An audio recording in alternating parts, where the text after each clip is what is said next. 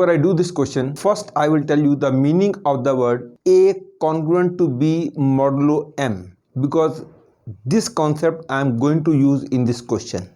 Once you have understood this concept, then it is not difficult to understand the solution.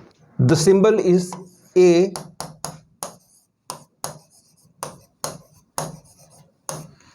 It is read as A congruent to B modulo M. In short, we write mod. The complete name is modulo M. And for simplicity, we also read it as A equal to B modulo M. What is the meaning of this? A is said to be equal to B modulo M if A minus B is divisible by M.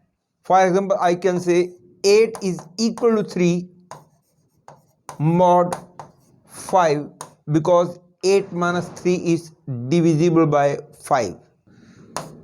13 is also equal to 3 mod 5 because 13 minus 3 is divisible by 5. Even minus 3 is also equal to 2 because minus 3 minus 2, or you can also say 2 minus minus 3 is divisible by 5. 100 is equal to 0 mod 10 because 100 minus 0 is divisible by 10. I think now you must have understood the meaning of the word congruence modulo. If I say find the value of x such that x is equal to 3 modulo 2, then a lot of values of x are possible: 1, 3, 5, 7, 9, minus 1, minus 3. All these are the solution of this equation. For example, 1 is allowed to put because 1 minus 3 is divisible by 2. 3 is equal to 3 because 3 minus 3 is 0. 0 is divisible by 2. Minus 1 is also allowed to put because minus 1 minus 3 will be minus 4, that is divisible by 2. In this way, all these are solutions of this equation. If I say 2x is equal to 7 modulo 9, clearly x equal to minus 1 is a root of this because minus 2 is clearly equal to 7 modulo 9 because minus 2 minus 7 will be minus 9, which is divisible by 9. The next possible solution is 8. 8 also satisfies this because 8 into 2 16. 16 is equal to 7 because 16 minus 7 is 9, which is divisible by 9. In this way, a lot of solutions are there of this equation.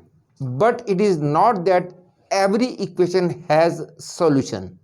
For example, if I say 2x is equal to 51 modulo 8 does not have any solution. There is no value of x for which 2x minus 51 is divisible by 8. Actually, the theorem is if ax equal to b modulo m is the equation will have solution if HCF of m and a, say that is d. If d divides b, then only I can say this equation has solution. If d does not divide b, it means the equation doesn't have a solution. In this case, you can see very easily the HCF of 2 and 8 is 2, and 2 doesn't divide 51, hence this equation does not have any solution. You can check it also. Whatever integral value of x we put, 2x minus 51 will be never divisible by 8. It is obvious in this way also.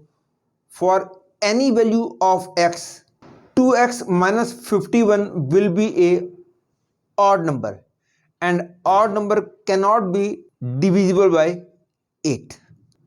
And usually we have to deal with the values of x 0, 1, 2, 3 up to m minus 1.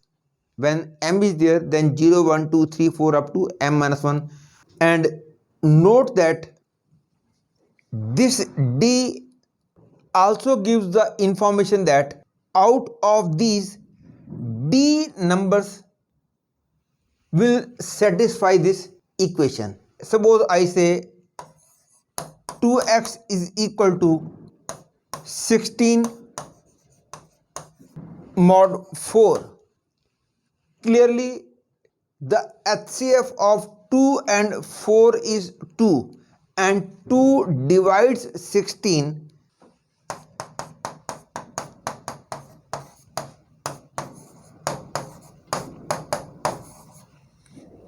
2 divides 16, hence this equation has root, and because it is 4 written here, 0, 1, 2, 3, out of these 4 numbers exactly 2 numbers will satisfy this equation. And second information, we also get that the difference between those numbers will be equal to this upon this, that is this number upon HCF, that is 4 by 2 is 2. The two numbers which will satisfy this equation, those two numbers will have difference equal to 2. Clearly x equal to 0 satisfies this, because 0 minus 16 is divisible by 4. The next number which will satisfy this will be 2. 2 into 2, 4. 4 minus 16 is also divisible by 4. Agreed that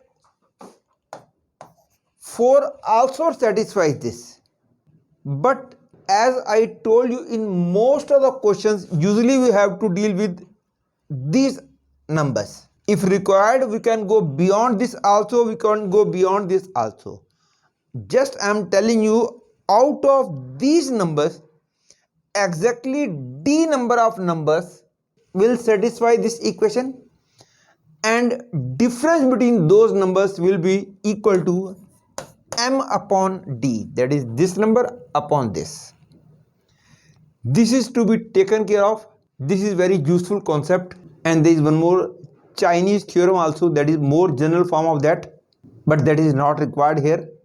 The only small portion which is being used here, I am explaining only that part. For clarity purpose, I am giving first few examples. Suppose I say 2x equal to 13 mod 7 is given, and you have to find the value of x. First thing is the HCF of 2 and 7, that is this and this, is clearly 1, and 1 divides 13. It means this equation surely has a solution. And this one also gives the information that out of 0, 1, 2, 3, 4, 5 and 6, only one number will satisfy this equation, and difference between two consecutive roots of this will be 7 upon 1, that is 7. You can see it also here. One root of this equation is always very easy to find. I am not telling you the general way of finding, because complete detail is not required here. If you want to solve it, the smaller the number is, easier it will be to deal. To make it smaller, we can always subtract from here any multiple of this. If I subtract 7 from this, clearly we get 6 mod 7. Clearly x equal to 3 satisfies this. Clearly 0, 1, 2, 3 up to 6. This number has satisfied this. The next number after 3 will be 10, because I just now told that difference between the two consecutive roots of this will be 7 upon HCF, that was 7. Therefore 3 plus 7 is 10. Next will be 17. All these numbers will be satisfying this. You can see very easily 10 also satisfies this. 20 minus 13 is 7. If I subtract 7 from here, I get minus 4. Minus 4 also clearly satisfies this, because minus 8 is equal to 13 modulo 7, because minus 8 minus 13 is divisible by 7. Just for knowledge, I tell you this thing also. Suppose 4x equal to 26 mod 7 is the equation. Clearly this has the root, because once this is prime, the HCF of this and this is sure to be equal to 1 if this is different from this, and 1 always divide this. Therefore if it is prime number and this is different from this, then the equation will surely have a solution, and out of only one number will satisfy this equation. I was going to tell you this thing, that clearly both of these are divisible by 2, but we are not always allowed to divide. We can divide by 2 only if the number by which we are going to divide, that number and this number have HCF 1, and because I am going to divide by 2 and 2 with 7 has HCF 1, therefore I am allowed to divide by 2. That is, I can write it as 2x equal to 13 mod 7. Whatever value of x satisfies this, same value of x will satisfy this also. But suppose 4x equal to 26 modulo 8 is given, then in that case we are not allowed to divide, because I want to divide by 2 and 2 with this number has HCF not equal to 1. But it is by chance that 2 can divide this also. If 2 can divide this also, in that case we are allowed to divide, but in that case you will have to write 2x equal to 13 modulo 4. This equation and this equation both will have same solution. But suppose 6x equal to 30 is given and modulo is 8. Both of them are divisible by 6, but I can't divide by 6 because 6 with 8 does not has HCF 1. But because 2 can divide this also and this also, therefore from here I can say 3x equal to 15 modulo 4. I am allowed to divide by 3 because 3 and 8 have HCF 1. Therefore from here I can say 2x is equal to 10 mod 8. For clarity purpose I am repeating once again. that if some number can divide all the three, we are allowed to divide all the three by that number, just like here. Or we can divide these two by that number which has HCF 1 with this. Here I have divided both of them by 3. I am allowed to divide by 3 because 3 and 8 have HCF 1. Both the conclusion are correct from this equation. The main part of this which is going to be used in this question is, if AX equal to B, modulo M is given to you, then the equation will have solution if HCF of M and A divides B. And in this question we are going to deal with the case when this is a prime number. Let us name it as P. If A is different from P, in that case it is obvious that HCF of A and P will be 1, and 1 clearly divides B. Hence, whenever it is prime number, it will surely has a solution, and only one solution will be there out of the numbers 0, 1, 2, 3 up to P minus 1. Only one of these numbers will satisfy this equation. That is, the equation will surely have a solution, and only one solution will be there out of these. And this information I am going to use in this question. In this question it is given to us that let P be a odd prime number and TP be the following set of 2 by 2 matrices TP equal to this, where ABC belong to this set.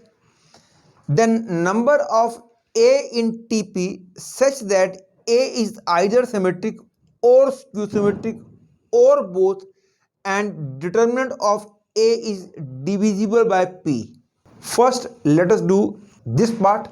Note that the matrix A is of the form A, B, A, C. We have to find how many matrices are there which are either symmetric or skew symmetric or both, and determinant of A is divisible by P. And ABC have the values out of 0, 1, ABC can have only these possible values. First, let us deal with the case of symmetric matrix. In the case of symmetric matrix, B will have to be equal to C. And if B is equal to C, the matrix becomes A, B, A, B. And determinant of this is A square minus B square, which is equal to A plus B into A minus B. And because the value of determinant of this is divisible by P, it means this must be divisible by P. And because P is prime number, therefore P will divide fully this or this. First, I deal with the case when P divides A plus B. A plus B will be divisible by P if A plus B is either 0 or P. A plus B cannot be equal to 2P because this is the maximum value of A and B. Therefore, A plus B equal to 2P is not possible. And A plus B equal to 0 means only possible case is A equal to B equal to 0, because A and B are positive numbers both. Because from here it is clear that both A and B are non-negative. And second case is when A plus B is equal to P. In this case, The cases arise are 1 p minus 1, 2 p minus 2, and maximum p minus 1 and 1. That is, p minus 1 cases are there. First case a1 b p minus 1, second case a2 b p minus 2, and last case a p minus 1 b 1. In these p minus 1 cases, a plus b will be p, and hence a square minus b square will be divisible by p. Or second case, when a minus b is divisible by p, a minus b cannot be p, 2p, 3p, etc., because both a and b belong to this set. The difference between a and b cannot be p or 2p, etc. Therefore, a minus b can be divisible by p only when a minus b is 0, and a minus b equal to 0 means a equal to b, and a equal to b means the cases arise are both a and b 0, both a and b equal to 1, both equal to 2, both equal to 3, and both equal to p minus 1. That is, these are the p cases when a minus b will be divisible by p, that is, it will be 0. Note that I had told you one case in which a plus b was 0 and a plus b was 0 means a equal to b equal to 0. That was there to be counted, but that has come here also when a minus b is 0. Therefore, that is not required to add again. P minus 1 cases we had got when a plus b was p, hence a plus b was divisible by p. And p cases we have got when a minus b is 0 and hence a minus b is divisible by p. Therefore, in total we have got p minus 1 plus p, that is 2p minus 1 cases are there when this is divisible by p. But so far I was dealing with the case when A was a symmetric matrix, and the next case arises is when A is skew symmetric matrix. But in the case of skew symmetric matrix, A will have to be 0 and B and C should be negative of each other, but B and C belong to this set also. Hence, the only possibility is when B and C both are 0. Otherwise, if B is non-zero, then C cannot be negative of this because both are belonging to this set. Therefore, the only skew symmetric matrix case is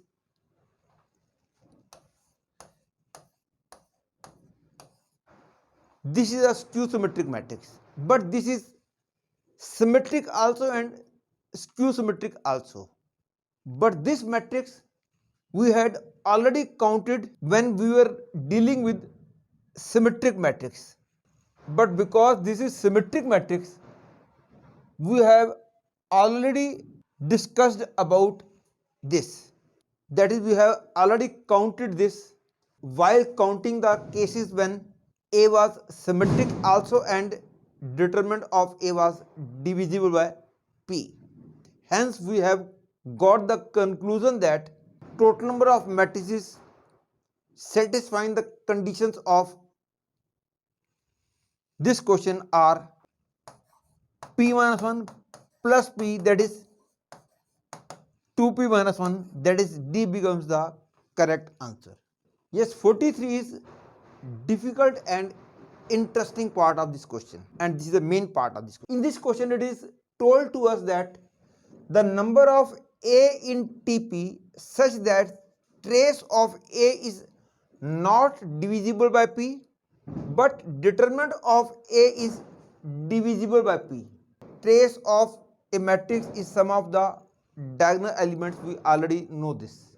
Means we have to deal with those matrices whose trace is not divisible by P, but determinant of that is divisible by P. As we know that matrix is of this form. Clearly trace is 2A.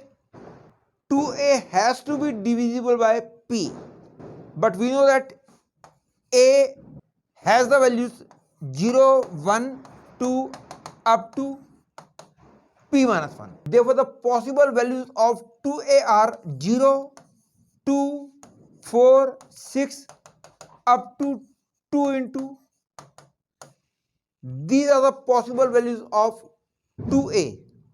And because I want trace to be divisible by P, out of these, only this is the number which is divisible by P. Note that a number which is divisible by P will be either 0 or P or 2P or 3P, etc. But 2P cannot be in this because 2P is beyond this, and P also does not lies in it because P is odd prime and these are all even numbers. P cannot be here, 2P, etc. They are also not possible. Therefore, the only possibility when trace is divisible by P is when 2A is 0, that is A is 0.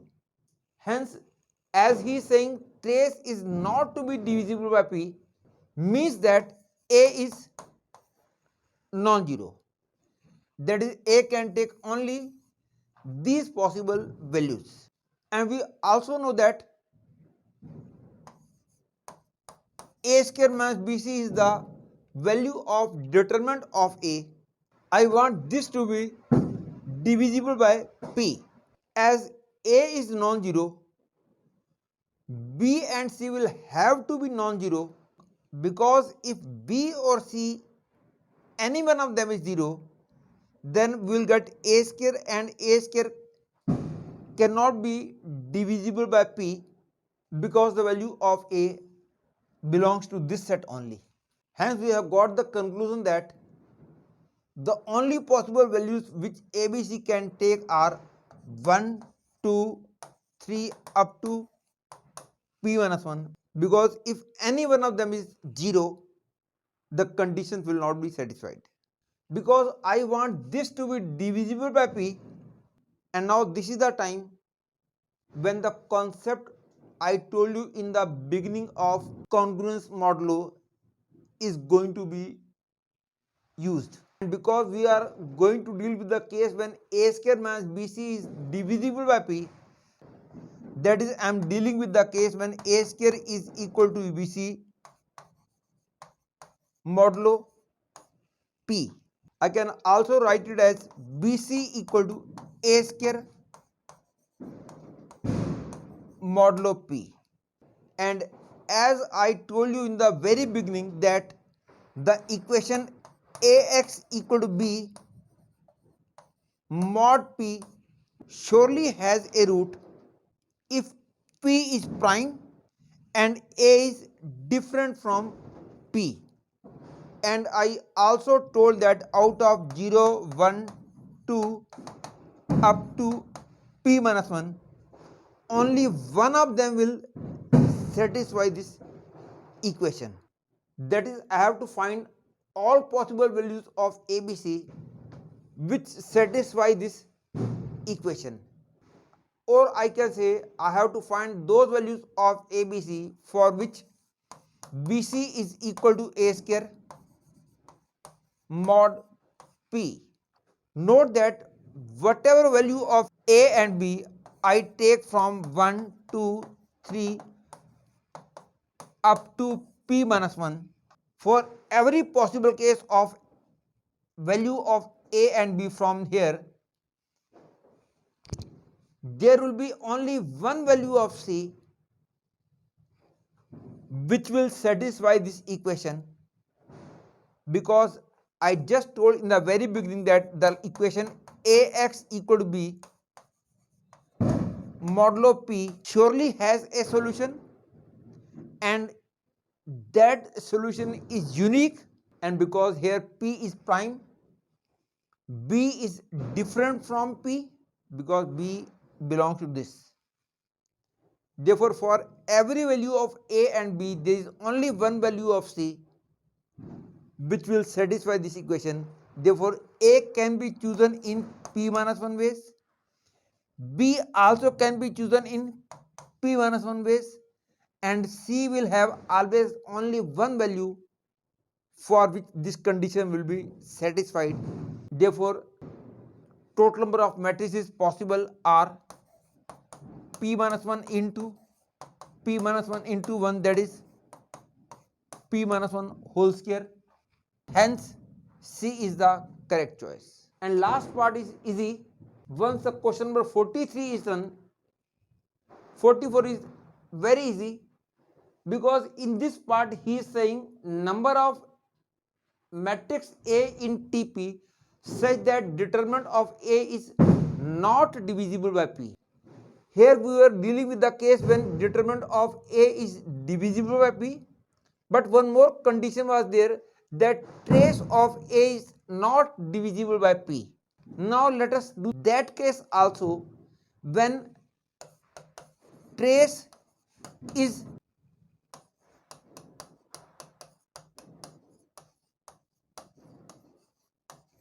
P, that is 2A is divisible by P. As I explained in the second part, 2A is divisible by P is possible only if A is 0. And if A is 0, then A square minus BC becomes minus BC. And minus BC is divisible by P only if at least one of them must be 0, because both belong to the numbers 0, 1, 2, 3 up to p minus 1. Hence, this is divisible by p only if either b is 0 or c is 0 or both are 0. If b is 0, then c can take any of these p values. P possible values are possible in this case. If c is 0, then b can be any number. Therefore, p possible cases are there in that case also.